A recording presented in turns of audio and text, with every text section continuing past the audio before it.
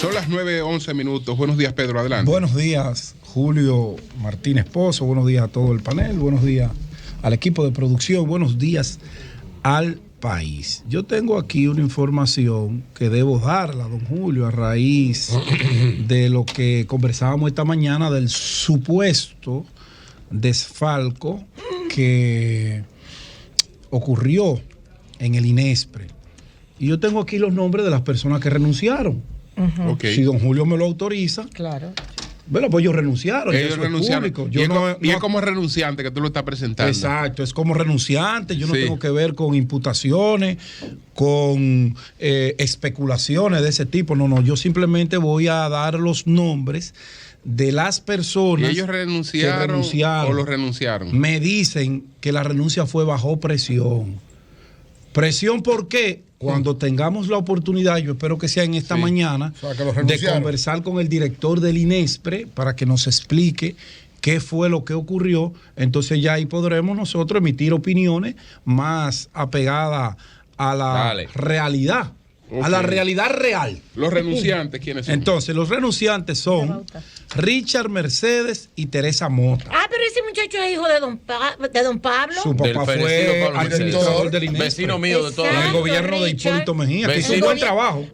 Que él hizo un buen trabajo, don Pablo. Se sentía el INESPRE. Sí, señor. Se sentía el INESPRE y creo que él aspiraba a la misma posición. Entonces, Richard Mercedes y Teresa Mota, además, unos 12 auditores que estaban ahí desde la gestión de Zorrilla 12 Osuna. Auditores. Me imagino que esos son auditores internos, porque los externos son de la Contraloría. Me gustaría que nuestro gran amigo Paul Pimentel, que esa parte sí, Julio, le corresponde al director de comunicaciones, esas confirmaciones de esa renuncia. Ahora la otra parte ya de lo que ocurrió o no ocurrió le corresponde al director del INESPRE, pero reconfirmamos, y ya eso está confirmado, que Richard Mercedes y Teresa Mota y 12 auditores renunciaron bajo presión, es lo que me dice mi fuente del INESPRE. ¿Cuál fue la presión? Eso sería importantísimo antes de que una ola especulativa de redes sociales no le dé el manejo a la información que le da a un programa de profesionales como El Sol de la Mañana, que se cuida de estar haciendo acusaciones infundadas, acusaciones que todavía uno no tiene una documentación para demostrarla. Por eso me circunscribo simplemente a decir quiénes renunciaron.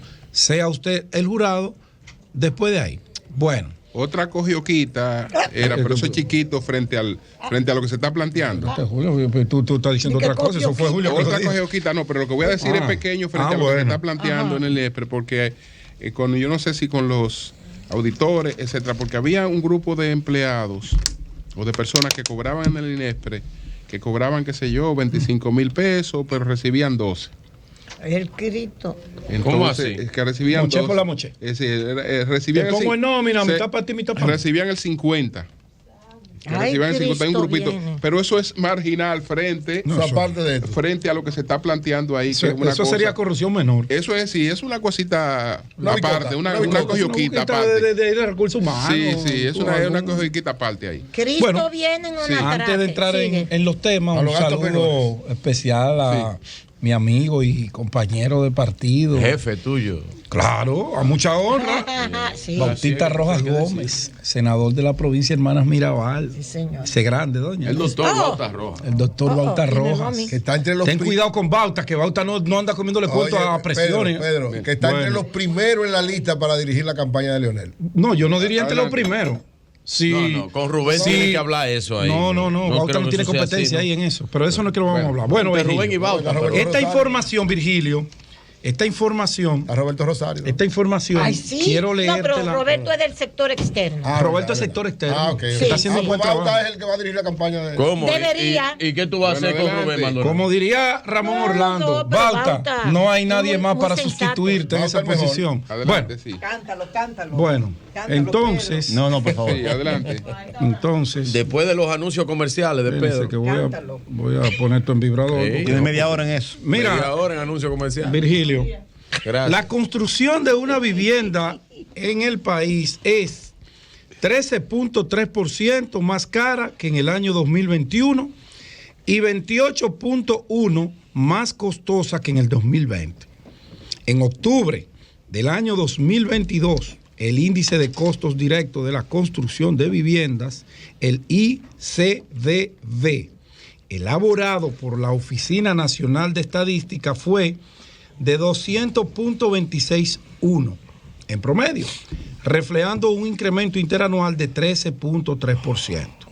El ICDV aumentó 1.34 puntos en comparación con septiembre, que fue de 224.73, de donde el principal incremento se produjo en la mano de obra, con un 5.09%.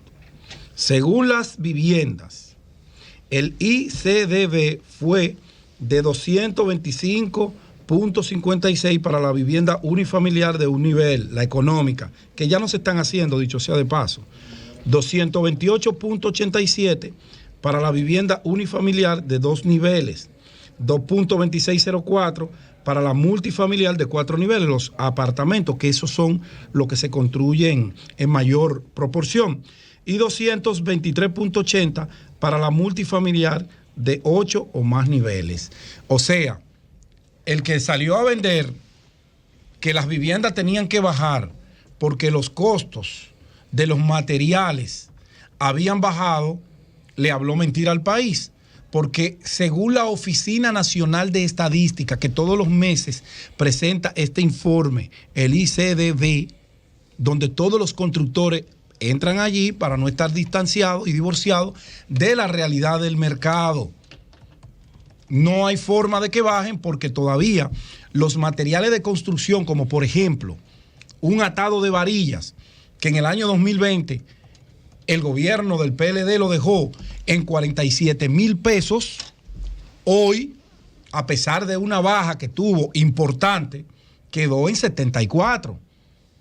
En los grandes mayoristas, cuando usted va a la ferretería y lo divide por quintales de varilla, creo que trae 13.9 quintales de varilla, un atado, como se habla en el idioma de la construcción, le viene costando casi 80,000 pesos si usted lo compra de esa manera.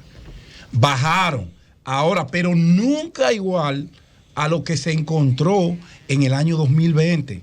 Estamos hablando de que si estaba a 47,000 pesos un atado de varillas, que cuando usted lo subdivide no llega a 3,000 pesos el quintal, 2,000 y pico, hoy está costando 74. ¿Por qué eso, al hermano? por mayor. ¿Por qué eso, hermano Pedro? ¿Por qué? Por la inflación, ¿no? Bueno, por yo los temas de inflación. sé por qué. Y el Está tema caro del flete que costaba $20,000. Bueno, entonces, yo lo que quiero es hacer una reflexión. Está bajando de precio de forma circunstancial, pero no, perfecto. No va a bajar. Pero cuando Juan Nepomuceno ese es mi tío a comprar una vivienda o compró en planos una vivienda en el año 2019 con entrega al año 2022, que todavía no ha finalizado, y el constructor le llama y le dice que tienen que sentarse a revisar el contrato, porque si él le entrega esa vivienda en el precio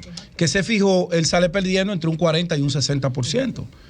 Algunos constructores conscientes lo que están haciendo es repartiendo la carga para evitar demandas. Eso es justo.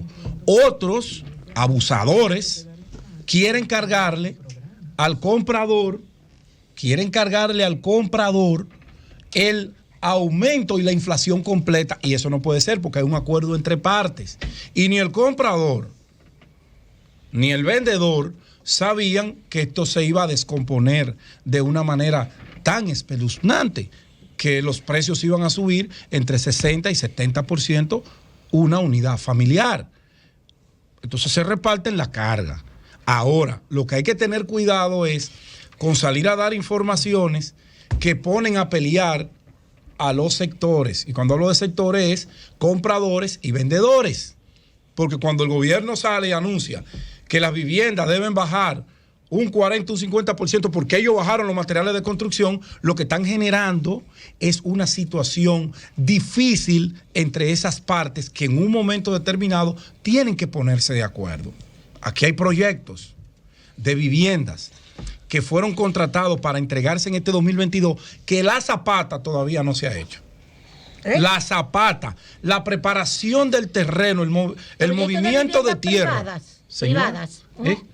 Privado, estamos hablando. Privado. Estoy hablando del sector privado. El gobierno tiene otros que no mecanismos. Lo han podido hacer por el alza. No, porque cuando ellos contrataron, vendieron en plano, vendieron un 60% menos de lo que cuesta hoy construirla. Entonces ellos le dicen, doña Consuelo, mire, yo le voy a devolver su dinero, le voy a dar un 10% por el costo de su dinero en ese tiempo, pero yo no puedo entregarle porque yo saldré perdiendo. Claro. Eso a diario. Yo recibo gente en mi oficina de parte y parte. Recibo compradores y recibo vendedores que van para que uno trate esos casos de manera particular. Y yo le digo, no se puede tratar de manera particular porque aquí hay un problema que afecta al sector y obviamente tiene que afectar a los compradores. Y vuelvo y repito, proyectos que debieron estar ya hoy entregándose, no han podido sembrar la primera varilla porque el costo es inalcanzable. Y todos los constructores de la República Dominicana trabajan con préstamos, trabajan con preventa, porque se hace proyección a futuro. Y Virgilio me dirá, y muchos me dirán, Pedro, pero el problema es que hay un tema inflacionario que viene de fuera, y es correcto. Nadie se imaginó una guerra en Ucrania, nadie se imaginó la pandemia.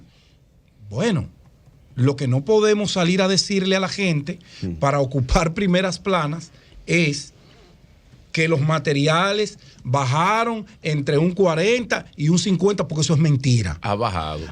Pero yo acabo de explicar lo que bajaron.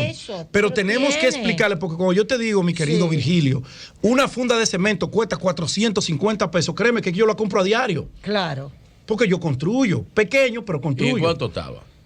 No, llegó a 500, fue su tope. 500 y 550. Pero antes en el 2020, ¿sabe cómo estaba? Sí. A 238 pesos. También pasa, Pedro, que es un mercado muy poco regulado en este país y nadie le va a dar garantía a la población Jonathan, de que con la reducción de los costos, por ejemplo, tú estás hablando de la inflación. La inflación es un factor, pero las empresas importadoras y de la construcción vinieron a este programa y te dijeron que nada más en el flete aumentaron el costo de los fletes de material de construcción hasta 1000%. Pero yo estoy... Ahora, lo que tú no tienes es un factor regulador que te dé garantía de que en la medida en que vayan bajando los costos, los gestores de vivienda traspasen esa reducción porque no pasa. Es un mercado que está también manga por hombro. Bueno, mira, aquí va a construir una terminal de autobuses en la Churchill con Heriberto Núñez. O sea, es un mercado también que está poco regulado. Porque todo esto va a depender el sector, el segmento poblacional a donde tú como constructor diriges tu obra.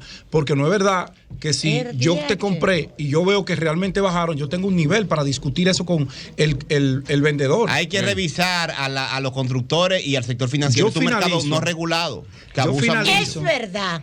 Pero empezando por la mano de obra. Por eso he hablado de partes. Sí, empezando por la mano de obra también. Los pobres constructores le están pasando mal. Te la calculan como si pagaran seguro social, prestación y todo. Y precarizando la vivienda. Eso está divorciado de la realidad. La construcción aquí hay que regularla. La construcción tiene un desorden aquí. La construcción tiene un margen de beneficio entre un 30 y un 35%, no tiene más. Y todo el que construye, si se sale de esos parámetros, usted sabe qué va a hacer con los inmuebles, se los va a tener que comer. Exactamente. Hay una regulación, ustedes creen que no, porque hay un tema de mercado. Muy poca regulación. Hay un tema de mercado. Bien. Como nadie se mete a un colmado o a un supermercado a decirle a cómo deben vender los precios. Se regula. No se regula nada. Entra. Bien. Finalmente, para que Julio se lo lleve, porque ya Don Bauta está por aquí. Bien. El llamado mío es que las autoridades sigan propiciando las bajas, porque han bajado, debo ser objetivo. Ahora, no vendan si bajaron un 10, que bajaron un 50, porque van a generar un problema mayor entre compradores y vendedores. Cambio fuera.